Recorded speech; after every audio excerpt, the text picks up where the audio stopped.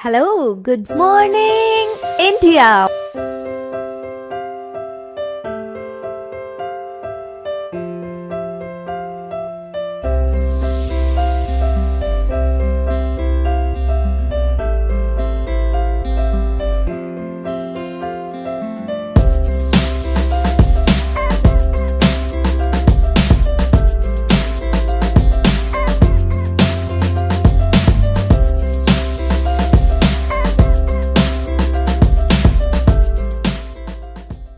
Monday to Friday, back to back classes live from studio.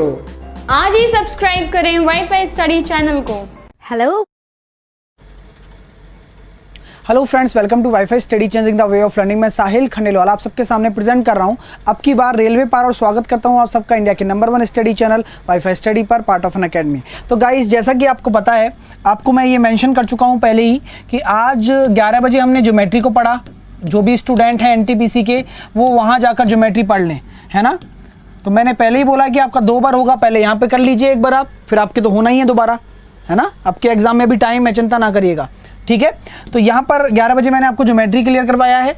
आज जो अपनी class है, जिसमें हम 12:30 बजे अभी हम क्या करेंगे, ये लास्ट पार्ट है आपका एचसीएफ एलसीएम का।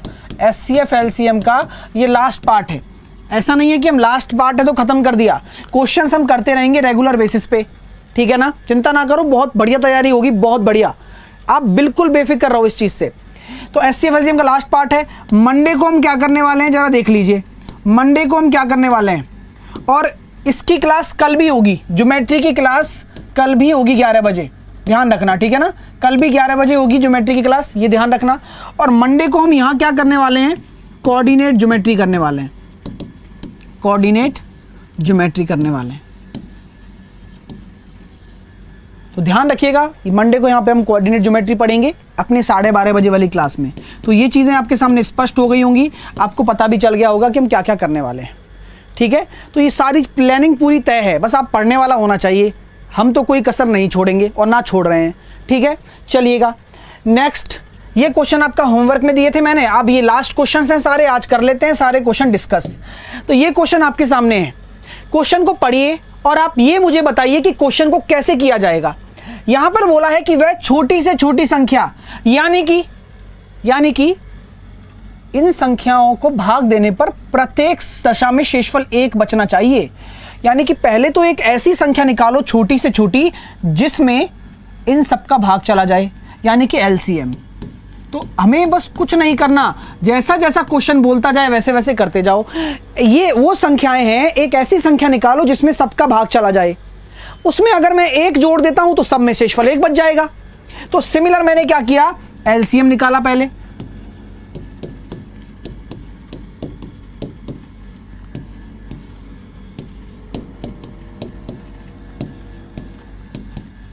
पांच या 15 दूनी 30 दूनी 60।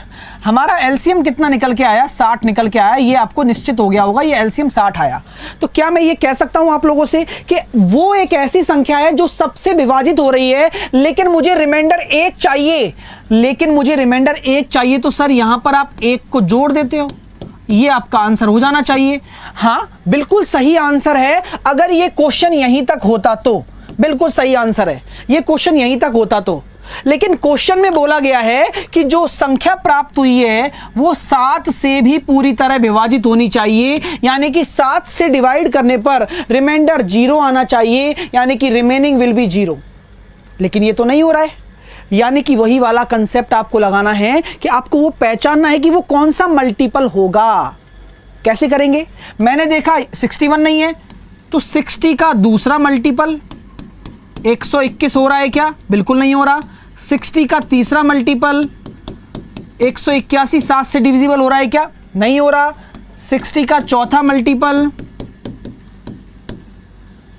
7 से डिविजिबल हो रहा है क्या, देखो जल्दी से देखो, नहीं हो रहा। 60 का 5वां मल्टीपल +1 7 से डिविजिबल हो रहा है, एग्जैक्टली हो रहा है sir. Answer will be option number B. ये पूरा एक प्रोसीजर होता है, आपको ये फॉलो करना पड़ेगा और यही आपका आंसर कहलाएगा। समझ में आ रहा है, चीज़ें क्लियर हो रही हैं। यही तरीका अपनाओ और आराम से ऐश करो क्वेश्चन के साथ में, ठीक है ना। यही चीज़ें चलनी है और यही प्रोसीजर अपनाइएगा आप। कोई ट्रिक मत अपनाओ, अभी कोई फंडा मत अपनाओ, ये तरीका अपनाओ, सबसे सही तरीका। ठीक है, नेक्स्ट क्वेश्चन आपके सामने, ये लीजिए, इसको भी करके दिखाओ, सबको समय देता हूं और आप सभी लोग निकाल के दिखाओगे। चलो, सेम इसी प्रकार का है, तभी मैं बोल रहा हूं। करो, सबसे छोटी संख्या निकालनी है, एलसीएम की बात कर रहा है। 5, 6, 7, 8 से भाग देने पर, यानी कि एलसीएम निकाल लो पहले तो आप, वो संख्या तो निकालो जो पूरी तरह विभाजित हो जाए, यानी कि वो एलसीएम होगा। मैंने देखा 2, मैंने 4 से कर दिया, 3 से कर दिया, 5 से कर दिया, 7 से कर दिया। 7 पंजे 35, 35 दूनी 70, है ना, 70, 7 चौके 28, 28 दिया 84, यानी कि 840 एलसीएम आ गया। यानी कि 840 एक ऐसी संख्या तो मेरे पास हो गई, 840 एक ऐसी संख्या तो मेरे पास हो गई है जो इससे इससे इससे सबसे पूरी तरह विभाजित है। लेकिन बोला गया है कि भाग देने पर शेषफल 3 बचना चाहिए, यानी कि यहाँ पर 3 होना चाहिए, यानी कि 843 होना चाहिए। क्या 843 आने के बाद में हमारा आंसर आ गया? नहीं, क्वेश्चन अगर यहां तक होता तो वो आंसर सही होता, लेकिन बोला गया है किंतु 9 से भाग देने पर शेषफल 0 बचे। क्या 9 से डिवाइड हो रहा है? क्या वो संख्या 9 से डिवाइड हो रही है? क्या कैसे पता लगाओगे? उसके अंकों का योग 9 से विभाजित होना चाहिए। 9 से डिविजिबिलिटी का नियम मैंने आपको पढ़ाया था नंबर सिस्टम में, कि अगर कोई संख्या 9 से विभाजित होगी तो उसके अंकों का योग 9 से विभाजित होना चाहिए। है क्या? नहीं है। 15 9 से विभाजित नहीं होता, 3 से हो जाता है। ठीक है ना। अब यार ये बताओ, एलसीएम निकालना लेंदी हो गया क्या? अब क्या है इस क्वेश्चन में? अब आपको दूसरा देखो, दूसरा मल्टीपल चेक करो, कितना आ रहा है? 1683 आ रहा है। क्या ये 9 से डिविजिबल है? क्या बिल्कुल है सर, यही आपका आंसर। कुछ नहीं करना, इस प्रोसीजर को अपनाते रहो और खेलो आराम से क्वेश्चन के साथ में। आप इतना भी नहीं करना चाहते तो फिर पढ़ क्यों रहे हो भाई? पढ़ाई मत करो, छोड़ो। ये बहुत आसान मेथड है और यही मेथड बेस्ट है मेरे अकॉर्डिंग, और जो पढ़ने वाले स्टूडेंट हैं उनके अकॉर्डिंग। समझ रहे हो ना? ये सबसे सही तरीका है, इसी तरीके से आप चलिएगा, कोई दिक्कत नहीं है। चलिए नेक्स्ट ये क्वेश्चन लीजिए। अब क्वेश्चन का टाइप अलग हो गया है, ये अलग टाइप का प्रश्न है। यहां पर टाइप आपका बदल गया है, लेकिन चीजें नहीं बदली। टाइप बदल गया हो लेकिन चीजें नहीं बदली। इस क्वेश्चन को कैसे करेंगे जरा देखते हैं। वह छोटी से छोटी संख्या जिसे 4, 5, 6, 7 से डिवाइड करने पर पहले जो रिमाइंडर आता था वो सेम आता था ना? हाँ या ना? तो हम क्या करते थे? एलसीएम निकालते थे और उस सेम रिमाइंडर को ऐड कर देते थे। यही तो काम करते थे। जब हमें भाग देने पर रिमाइंडर एक ही आता था हमेशा, यानी कि मतलब सेम आता था, मतलब बिल्कुल मतलब सबके लिए सेम आ रहा है, तो हम क्या करते थे? एलसीएम में ये ऐड कर देते थे। लेकिन यहां पर क्या होता है, ये बात को समझना। यहां पर क्या होता है, अगर आपके अलग अलग रिमाइंडर आ रहे हो ना, तो आप क्या करोगे? हमेशा देखोगे 4 में से 2 गए तो अंतर आएगा 2, 5 में से 3 गए तो अंतर आएगा 2, 6 में से 4 गए तो अंतर आएगा 2, 7 में से 5 गए तो अंतर आएगा 2। तो जिंदगी में याद रखना कि अगर ऐसा क्वेश्चन आ जाए कि टाइप है, ये टाइप होता है क्वेश्चन का, कि वह छोटी से छोटी संख्या अलग अलग संख्या से डिवाइड करने पर रिमाइंडर अलग अलग आ रहा हो, तो आप क्या करोगे? चेक कर लोगे, difference always will be same. सबका जो डिफरेंस है ना, भाग देने पर और रिमाइंडर का डिफरेंस सेम आएगा। यानी कि ये क्या है? डिफरेंस है, और वो कितना आया है? 2 आया है। डिफरेंस कितना आया? 2 आया है। अब क्या करना है? वहां तक तो फोकस रखो अपना कि अच्छा अलग अलग है, अलग अलग रिमाइंडर है, तो क्या कर लो? डिफरेंस निकालो। डिफरेंस सेम ही आएगा, अलग आया तो क्वेश्चन ही नहीं बनेगा, पहली बात। ठीक है ना? डिफरेंस हमेशा सेम आएगा। कुछ नहीं करना, एलसीएम निकालोगे और इस डिफरेंस को माइनस कर दोगे इस बार, तो वो संख्या आपके सामने आ जाएगी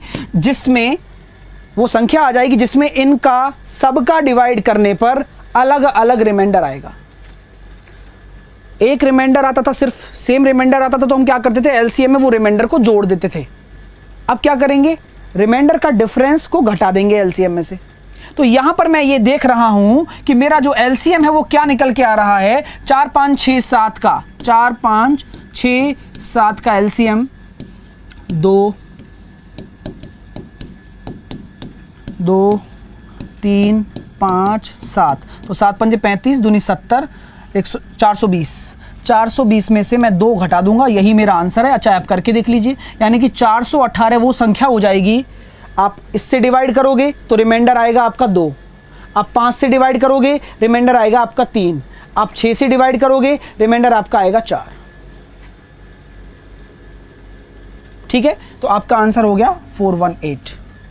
got it guys, this is the procedure. आप प्रोसीजर को अपनाओगे, ये आपको अपनाएगा, आप इसको थोड़ा सा समय दोगे, ये आपको बहुत ज़्यादा समय बचाएगा एग्जाम में, क्योंकि समझना जरूरी है ना दोस्त, समझोगे तो खेल जाओगे, बस खत्म काम। यहां से पिक्चर स्टार्ट होती है नेक्स्ट क्वेश्चन की। अब देखो क्वेश्चन ऐसे ही आते हैं एग्जाम में भाई साहब, और ये क्वेश्चन आपको करने पड़ेंगे अगर सिलेक्शन लेना है तो। 3 लकड़ी के शह तीर हैं, यानी कि तीर हैं, बीम्स हैं, मतलब बल्ली पड़ी रहती है ना, बल्लियां। आपसे बोला गया है कि एक 36 मीटर लंबी है, एक 54 मीटर लंबी है और एक 63 मीटर लंबी है। इन्हें बराबर लंबाई के छोटे छोटे टुकड़ों में बांटता है, यानी कि एक लंबाई है जो हर किसी में है और बराबर लंबाई की है, तो प्रत्येक टुकड़े की अधिकतम लंबाई कितनी होगी। अधिकतम लंबाई का मतलब हमें एक ऐसी हाईएस्ट कॉमन फैक्टर निकालना है जो 36 मीटर, जो 54 मीटर और 63 मीटर की जो बल्लियां पड़ी हैं, बीम्स पड़े हैं, उनमें से निकल जाए, है ना। चलिए, और जो लोग इस कंसेप्ट को फालतू कह रहे हैं वो फालतू खुद हैं, सच बता रहा हूँ तुम्हारी कसम। चलो, क्योंकि चीज़ें समझा रहा हूँ, वो पढ़ने नहीं आते, वो माहौल ख़राब करने आते हैं, मैं समझ गया, इसी वजह से अब मैं गुस्सा भी नहीं करूँगा, ठीक है ना।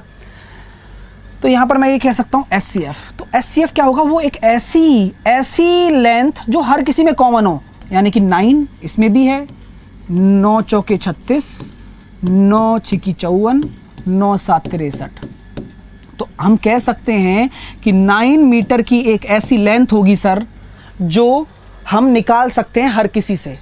तो क्या मैं ये कह सकता हूँ 9 के टुकड़े होंगे, 9 के टुकड़े होंगे। अब मैं आपसे बोलना चाहता हूँ कि मेरे कितने टुकड़े बन जाएंगे, मतलब मैं इसमें से कितने टुकड़े निकाल सकता हूं, इस लेंथ में से कितने टुकड़े निकालूंगा, इस लेंथ में से कितने टुकड़े निकालूंगा, यानी कि टोटल कितने बीम तैयार होंगे, टोटल 9 मीटर के कितने बीम तैयार होंगे। How many beam will be prepared, बताओ कितने बीम बन जाएंगे।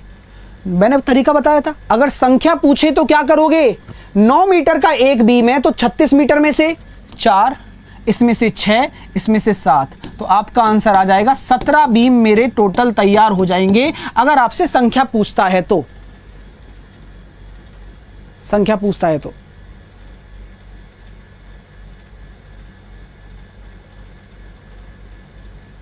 बताओ, बिल्कुल सही जवाब है। तो क्वेश्चन 2 तरीके से बन सकते हैं, या तो आपसे पूछेगा कि वो अधिकतम लंबाई क्या है, लंबाई आपने निकाल लिया, मीटर में आएगी, और संख्या का कोई यूनिट नहीं होती, तो आपको अगर बिना यूनिट का दे रखा है ऑप्शन, तो इसका मतलब आपसे संख्या निकलवा रहा है। वैसे तो क्वेश्चन से समझ में आ जाएगा। ज्योमेट्री सुबह चल रही है, जाके देख लेना, सुबह 11 से 12 मैंने ज्योमेट्री पढ़ाई है, इतनी लाजवाब पढ़ाई है, अगर एक बार देख लोगे तो जिंदगी भर दिमाग में बैठ जाएगी। लेकिन पढ़ो तो सही जाकर, मैं तो पढ़ा चुका हूं, आज ही पढ़ाई है सुबह, ठीक है ना। चलिएगा, नेक्स्ट क्वेश्चन आपके सामने, जरा इस क्वेश्चन को देखते हैं। कितना प्यारा प्रश्न है और कितना खूबसूरत भी है। कैसे समझेंगे, एक तरीका जो हमेशा बताता आया हूं वही तरीका हमें अपनाना आज भी है। इसके नजदीक मुझे पहुंचना है कि वो 25, 50, 75 में से पूरी तरह विभाजित हो जाए, यानी कि एक ऐसी संख्या बनाइए, एक ऐसी संख्या बनाओ, यानी कि एक एलसीएम ऐसा बनाओ जिसका गुणांक इसके पास में हो। एलसीएम ही तो ऐसी संख्या होगी जो पूरी तरह विभाजित हो जाएगी, तो उसका मल्टीपल इसके पास कौन सा है, कैसे निकालेंगे। आ जाओ सीखते हैं। मैंने एलसीएम निकालने की कोशिश की, तो मैंने जब एलसीएम निकाला तो मैंने देखा यहाँ पर 25 से मैंने डिवाइड किया, 25 से कम 25, 25 दूनी 50, 25 तिया 75 और 2 और 3, तो यहाँ से आया 25 की 150, एलसीएम आ गया मेरा 150। प्रोसीजर बता रहा हूँ, एक सेम प्रोसीजर हर क्वेश्चन में लगता है। एलसीएम 150 आ गया, एलसीएम आ जाएगा 150। ठीक है, यहाँ तक क्लियर हो गया, सबको क्लियर हो गया। बहुत प्यारा प्रश्न है, बहुत प्यारा। आपसे क्वेश्चन में ये बोला गया है क्या 4 अंकों की बड़ी से बड़ी संख्या, 4 अंकों की छोटी से छोटी संख्या, ऐसा कुछ नहीं बोला गया है। यानी कि आपको बड़ी से बड़ी और सब छोटी से छोटी से कोई मतलब नहीं है। आपको चेक करना पड़ेगा कि 43,582 के पास में कौन है और पीछे कौन है और कौन ज़्यादा नज़दीक है। लॉजिक समझो, हमसे ये नहीं बोला गया कि बड़ी से बड़ी या छोटी से छोटी निकालो, उसने बोला है कि नज़दीक निकालो। अब नज़दीक तो आगे भी हो सकती है और पीछे भी हो सकती है, जब ये बीच में संख्या 43,000 हो। बात समझ में आ रही है? यानी कि हमें ये भी निकाल के देखना है और ये भी निकाल के देखना है और देखना है कि कौन सा नज़दीक है और वही आंसर होगा। बात को समझो, मौके की नज़ाकत को समझो और चीज़ों को क्लियर करो। कंसेप्ट यहीं से बनते हैं स्टूडेंट्स के। तो क्या मैं ये कह सकता हूँ कि सर हमें आपने बताया था कि जो भी संख्या है ना उससे डिवाइड कर दो एलसीएम को। पहली बात, तो जैसे ही मैंने डिवाइड किया तो मैंने 15 से करके देखा डिवाइड, तो 15 एकम 15, 15 दूनी 30, बचे 13, 15 नम्मा 135, फिर 2 बार आ रहा है भाग टूटी की 0 और ये अपना आगे चला जाएगा, यानी कि इस प्रकार चला जाएगा। ठीक है, तो ये करीबन हो गया मेरा, है ना, 0 और फिर पॉइंट लग जाएगा आगे, तो ये करीबन 290 आ गया, 290 के करीब आ जाएगा। पॉइंट लग जाएगा ना, एक छोड़ के पॉइंट लग जाएगा, इधर 0 का पॉइंट लग जाएगा, यानी कि 290 आ गया। तो या तो आंसर 290 गुणा 150 हो सकता है, मैंने बताया था, या आपका आंसर 291 गुणा 150 हो सकता है। तो कहने का मतलब साफ साफ है, या तो आपका आंसर होगा 43,500 या आपका आंसर होगा इसमें 150 और जोड़ दो, अगला मल्टीपल तो 150 जोड़ने पर ही आ जाएगा ना, 43,650। अब आप मुझे बताओ इसके कौन सा पास है, ये पास है या फिर ये पास है?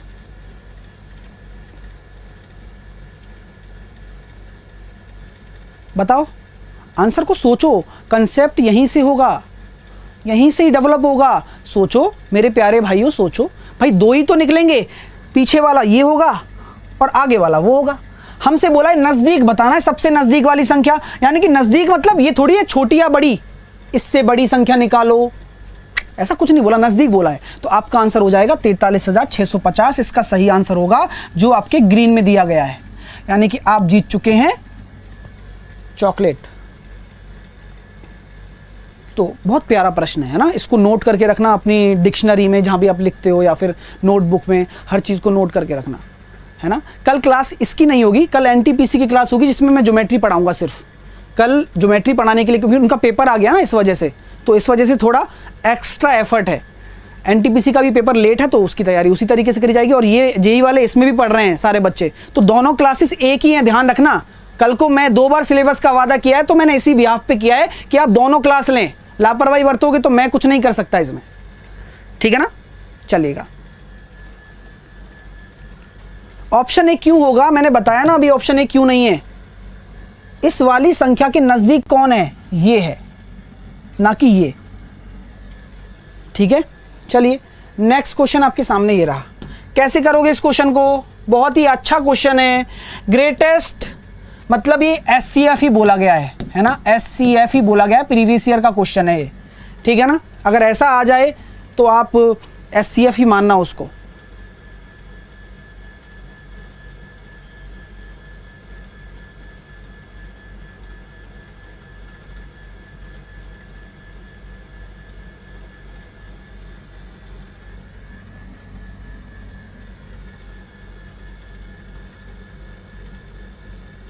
चलिए, तो यहां पर मैं ये कहता हूं कि यार ये क्वेश्चन कैसे किया जाए। देखो यार, ये सारे फैक्टर किए हुए पड़े हुए हैं आपके पास, अब इसमें से आपको हाईएस्ट कॉमन फैक्टर निकालना है। तो इन दोनों में x की पावर प्लस 3 का मिनिमम कौन सा है, यानी कि x प्लस 3 है, एक गुणांक तो ये निकल के आ गया।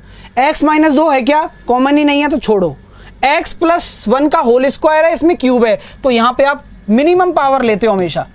एससीएफ में पता है ना कि आप मिनिमम पावर लेते हो, यानी कि ऑप्शन नंबर सी के साथ आप जाओगे, ऑप्शन नंबर सी, ठीक है। ऑप्शन नंबर सी के साथ आप जाओगे क्योंकि आप मिनिमम पावर लेते हो, ऐसा फैक्टर जो दोनों में कॉमन हो। तो कॉमन कौन सा है, x प्लस 3 इसमें है, मिनिमम पावर लेनी है तो दोनों में तो कॉमन हो गया।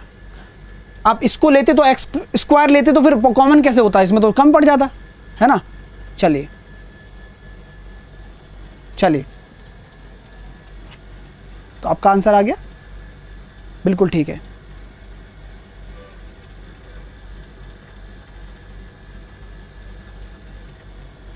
आगे चलें,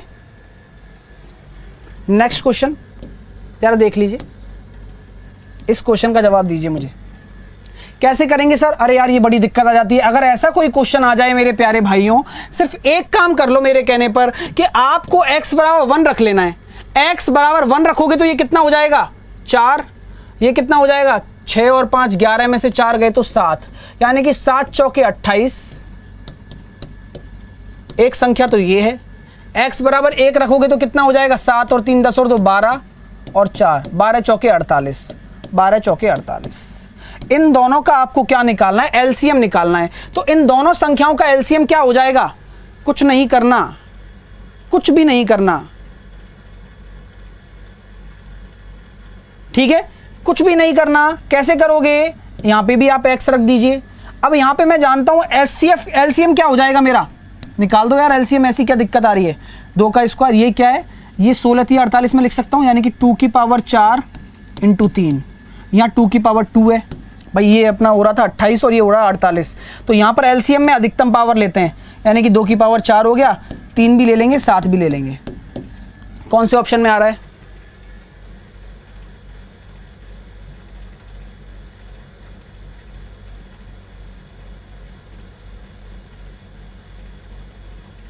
कौन से ऑप्शन में आ रहा है?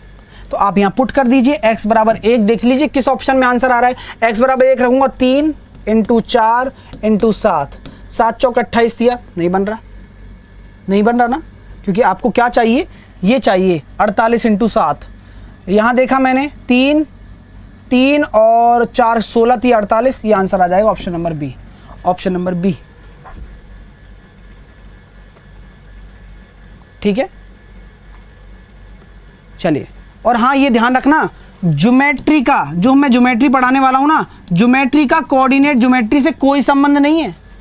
ये दिमाग में बैठा लेना पहले ही। आप ये सोचो कि सर हमें ज्योमेट्री पढ़ाई नहीं आपने और जो कोऑर्डिनेट ज्योमेट्री पढ़ा रहे हो, तो ये दिमाग में बैठा लेना। अगर सिलेबस आपने पता है, अगर आपको पता है कि कोऑर्डिनेट ज्योमेट्री क्या होती है, इसका इससे कोई संबंध नहीं है दूर दूर तक।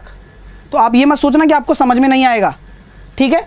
चलिए ठीक है गाइस, ये क्वेश्चन हो गया। नेक्स्ट क्वेश्चन आपके सामने ये है, कैसे करेंगे इस क्वेश्चन को बताओ जरा। अब यहां बोला गया है कि वह बड़ी से बड़ी संख्या कौन सी है जिसके इतना और उसको भाग देने पर शेषफल 11 और 13 बचे। अगर बड़ी से बड़ी संख्या की बात की जाती है तो क्या निकालते हैं, जल्दी से बताओगे?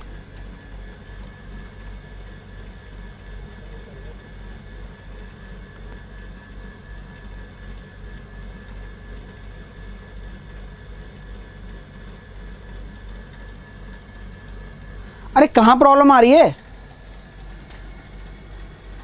कहां प्रॉब्लम आ रही है इसमें बताओ मेरे को।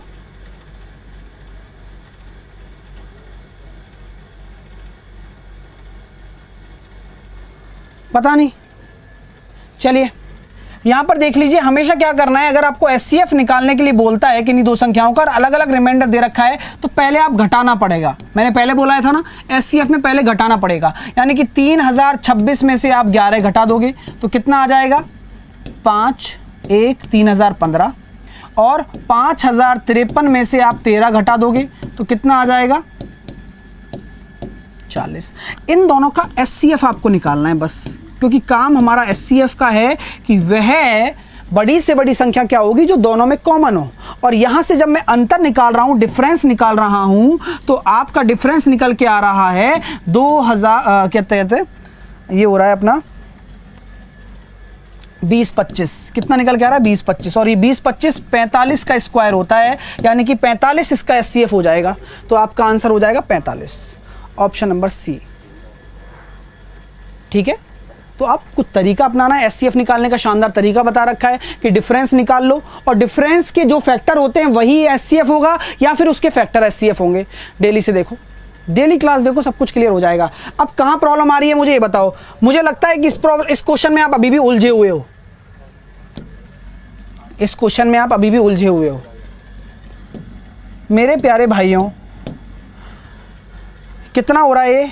82 से 650 पे जा रहा हूं, यानी कि 8 कितना हो गया? 90, 18 और 50, यहां से हो रहा है 68 और यहां से हो रहा है 82।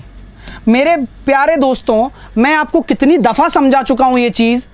जब मैंने बोला है कि सबसे नजदीक वाली संख्या, तो सबसे नजदीक तो ये होगी ना भाई साहब, और इस पे अड़े पड़े हो आप, ये करो, क्यों करूं, ये है ही नहीं, क्योंकि ये थोड़ी ना बोला है आपसे कि छोटी निकालो या बड़ी निकालो। मुझे बताओ इसका डिफरेंस कितना आ रहा है, इन दोनों का डिफरेंस, यानी कि ये 68 की दूरी पर है और ये आपको 82 चलना पड़ेगा। तो मेरे दोस्तों कौन सी संख्या पास है, ये वाली पास है ना, तो आंसर तो यही होगा ना।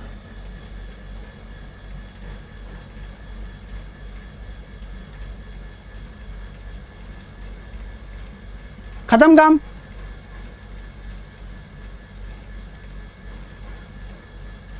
क्लियर है?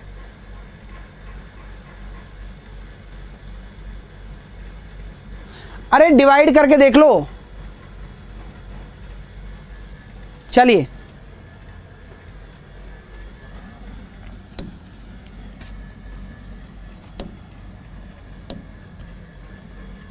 इस क्वेश्चन को निकालो, इसका एलसीएम क्या होगा?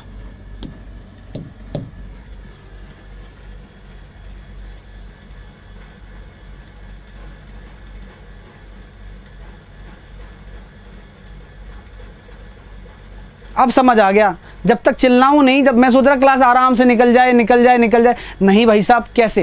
ये लास्ट क्वेश्चन है, कर लीजिए इसको, और मंडे को पढ़ेंगे कोऑर्डिनेट ज्योमेट्री, और कल आपकी क्लास होगी ज्योमेट्री की सिर्फ सुबह 11 बजे, ठीक है ना?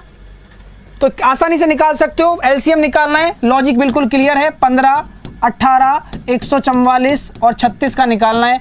आराम से कैलकुलेट कर सकते हो, जानते हो कैसे करना है, ठीक है? 720 इसका आंसर आ जाएगा अगर स्टूडेंट दे रहे हैं तो। चलिए, तो इसका कर सकते हो आसानी से। तो ये आज की आपकी क्लास थी दोस्तों। उम्मीद करता हूं कि सेशन समझ में आ गया होगा, पसंद आया होगा। जो लोग रेगुलर नहीं हैं उनके लिए समस्याएं बहुत हैं, क्योंकि वो खुद समस्याएं हैं खुद के लिए। अगर रेगुलर रहोगे तो ही आप कुछ कर पाओगे, अगर नहीं रहोगे तो पढ़ाई छोड़ दो। आप सोचते हो कि 4 दिन पढ़ के सिलेक्शन लिया जा सकता है, तो ये आपकी सबसे बड़ी बेवकूफ़ी है। खुद को धोखा दे रहे हो, अपने आप के स्वाभिमान को धोखा दे रहे हो। तो उम्मीद करता हूं सेशन पसंद आया होगा। जो रेगुलर रहेंगे वो सीखेंगे। अब पढ़ेंगे मंडे को कोऑर्डिनेट ज्योमेट्री इसी लेक्चर में। तब तक के लिए बाय बाय, टेक केयर। और क्लास अच्छी लगी हो तो दिल से लाइक करना, जो रेगुलर स्टूडेंट्स हैं उनसे कह रहा हूं। तो जो लोग चैनल पर नए हैं वो चैनल को सब्सक्राइब कर लीजिए। Bye bye, take care, hope you like it. As always